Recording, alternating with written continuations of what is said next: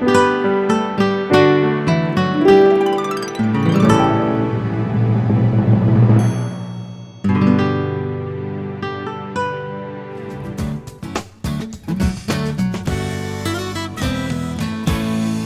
cow-calf producers in Oklahoma have been fortunate this summer in that they've been able to put up adequate amounts of some good or not so good grass hay. And that's the important point that we need to discuss on today's Cow-Calf Corner. What is the quality of the hay that we have stored to feed those cows this winter? If we take a look at what kinds of protein supplementation needs to go with different qualities of hay, you'll see there's a very wide range of difference, and it's a big difference in terms of your back pocket, the amount of cost that it's going to take for the supplementation. Here's an example. If we have some real low quality grass hay, something that tests 4% crude protein or less, and we're going to feed it to spring calving cows at this time of the year, then it's going to take 2.2 pounds of a 40% crude protein supplement in order to meet the protein needs of those cows eating that hay.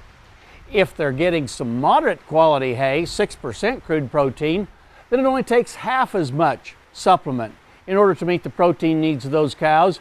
And if they're getting some real high quality grass hay, 8% crude protein or better, then we'll be able to feed that throughout the course of the fall and winter months without supplementation.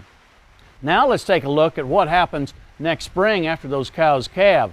If they're receiving that real low quality grass hay and still getting the 40% crude protein supplement, those cows shortly after they calve require almost 5 pounds of that supplement per head per day.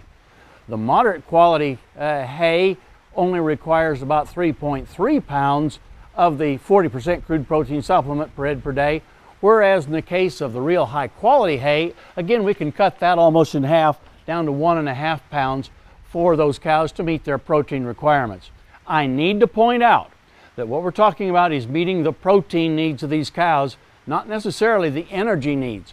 If the cows are going into the winter in thin body condition, this kind of supplementation program will not increase their body condition, and we'll need a lower protein, higher energy cube fed at much higher rates. But it's important that you know what the quality of the hay that you're going to feed so that you can match the protein supplement to it, and that way save a lot of dollars.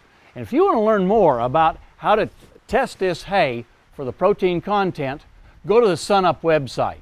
That's sunup.okstate.edu. Look under Show Links, and there we have a link to a fact sheet on how to collect a forage sample for hay testing, and that way you'll know what's in your hay and how to supplement it. Hey, we look forward to visiting with you again next week on SunUp's Cow-Calf Corner.